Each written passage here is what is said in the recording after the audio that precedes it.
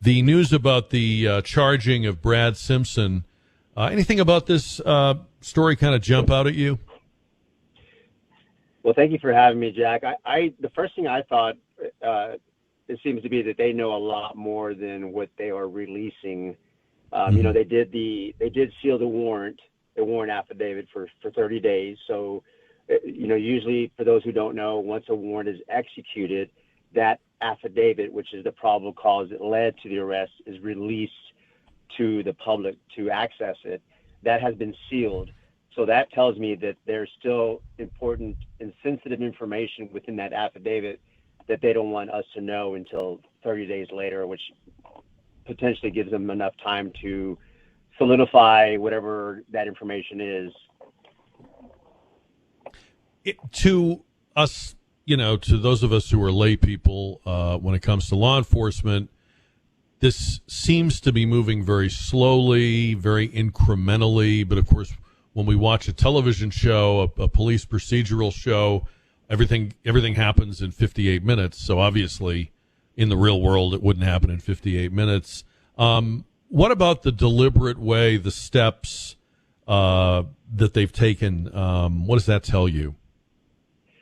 Well, you know, unfortunately, this case is moving slower than even law enforcement would want, because there is the victim, right? We haven't been able to locate the victim. So that does tend to slow things down quite a bit, because then now you're looking for evidence that would support that a murder was committed.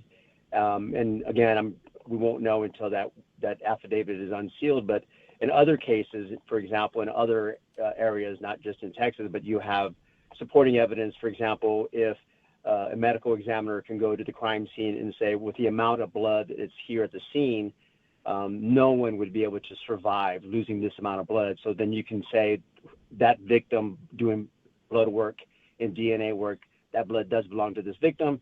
Therefore, because the amount of blood, the medical expert is saying this person would not be alive. So again, I'm just going to be really interested to see what evidence they have to make this warrant. And I do have faith in our DPS agency that they wouldn't jump to a warrant without having sufficient enough evidence, because what you don't want to do then is screw up the case, which I've seen also on the opposite side. They want to make an apprehension, a quick apprehension, and a knee-jerk reaction. They arrest them, and then they lose the case because they don't have sufficient amount of evidence because they move too quickly. I wanted to ask you about the DPS part of this. Do you expect their involvement in a case like this, or does their involvement signify that this case had hit a roadblock or hit a snag or wasn't being handled right, or are they just involved because it's because of the nature of the crime? I think it's because of the nature of the crime, but also the lack of resources. And this is no disrespect to the Almost Park Police Department, but they are, they don't have the resources and sometimes the knowledge and wisdom to investigate a case like this one. So it's not uncommon for these smaller agencies to reach out to a larger agencies such as the DPS or the Texas Rangers, or if it's a federal case, to ask for assistance from the FBI or from the Secret Service. That's not uncommon for these smaller agencies to ask for support. You know, I think everybody listening has heard on a television show at one point that in the case of a crime of violence against a woman, police always first look at the husband or boyfriend because statistically, et cetera, et cetera, et cetera. Is that, in your experience, statistically true? Yes, it is. I mean, you typically do look at the spouse first, and you want to either turn them into a suspect, right, or exonerate them and move on, so that way you're not delaying the investigation by focusing on someone who is not involved. Obviously, this particular case, there is a lot of supporting evidence that this husband has been violent in the past, and it's actually pretty disturbing to me to find out what I've heard so far on this case, and how other people that had knowledge of the domestic violence, even the night of, never called the police. Jack, and we've had this conversation before. I'm a guy that is very methodical, and I would rather do everything possible to prevent a situation than for a situation to occur and then me doubt that what if I would have done these things, maybe the outcome would be different. And there's a lot of what ifs in this case, Jack.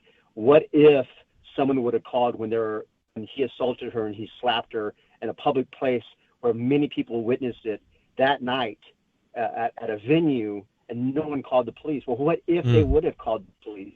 What if police would have showed up and they would have arrested him for family violence? What if they would have given her a protective order and sent her to a women's shelter? Now, look, those are the what ifs, right? Now, I'm not gonna say that would have prevented the murder, because we've seen cases where the arrested, they bond out, and they go track the victim down, and they still murder them. But we're in a situation now that we have the what ifs. What if that night when the neighbors heard the screaming by the woods? What if that neighbor who heard him arguing and saw him grabbing her and pulling her? What if they would have gotten involved and called the police? There's so many different what ifs in this situation. It's disturbing. It's very sad. Yeah. Very good insights on this. I know we'll be calling on you again on it. Willie, thanks for the time. Willie Ng, Blue Armor Security, former SAPD, Bexar County DA's office, investigators, Secret Service. Thank you for the time. Speak to you again soon. Thank you, sir.